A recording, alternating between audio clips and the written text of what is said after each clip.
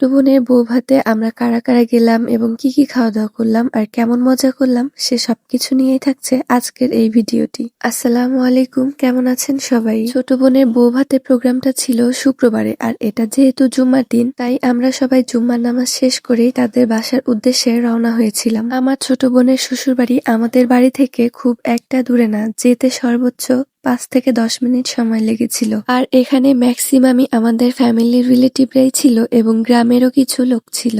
আর এই তো আমরা তাদের বাসাতেও চলে আসি, আর তাদের বাসায় গেট দিয়ে ঢোকার সময় সবাই উপরের দিকে কি যেন দেখছিল। আমিও দেখেছিলাম, বাট কি যে দেখেছি সেটা একদমই মনে নেই। বিয়ে বাড়ির চাপে সবকিছুই যেন ভুলে গিয়েছি। যাই হোক, সবাই তাদের বাসায় ঢুকতেই উপরে চলে যাচ্ছিল, যেহেতু প্যান্ডেলটা তাদের ছাদেই করা হয়েছে। আর এইদিকে আমরা মেয়েরা যারা ছিলাম তারা সবাই মিলে নাদিয়ার রুমে চলে যাই। তারপর এই তো আমরা সবাই মিলে নাদিয়ার সঙ্গে বেশ অনেকগুলোই ছবি তুললাম। আসলে কোনো একটা প্রোগ্রাম উপলক্ষেই কিন্তু ফ্যামিলির সব আত্মীয় স্বজনেরা একসঙ্গে হয়, আর এই সময়ের যে আনন্দটা সেটা আর কোনো কিছুতেই পাওয়া যায় না।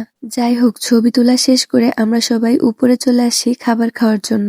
প্রথম দিকে মাশাআল্লাহ একটু ভালোই খাচ্ছিলাম, আর সঙ্গে আমার ইয়ানও খাচ্ছিল। আর হঠাৎই ইয়ানের যে কি হলো, সে অনেক বেশি কান্না শুরু করেছিল। তারপর কি আর করার, খাবারের প্লেট রেখে আমি ইয়ানকে নিয়ে বাইরে চলে আসি। আর বাইরে এসে আমরা মা ছেলেরা মিলে একটু ঘুরে বেড়াচ্ছিলাম।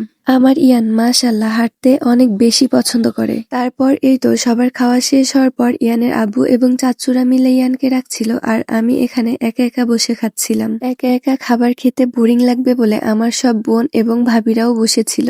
যাই হোক, তারপর আমি একটু রিল্যাক্সে বসেই খাচ্ছিলাম, আর এইদিকে ইয়ান তার চাচুর সঙ্গে একটু ঘুরে বেড়াচ্ছিল। আর এই তো এইদিকে দেখেন আমাদের ছোট ভাইয়ের অবস্থা, ও এত পরিমাণে দুষ্টু হয়েছে কি আর বলবো। দিন দিন ওর দুষ্টামি বেড়েই চলেছে। যাই হোক, এদিকে যাদেরকে দেখছেন এরা কিন্তু সবাই আমার ছোট বোনের শ্বশুর বাড়ির লোক। উপরে সবার খাওয়া দাওয়া শেষ হওয়ার পর এরা সবাই নিচে বসে খাওয়া দাওয়া করছিল।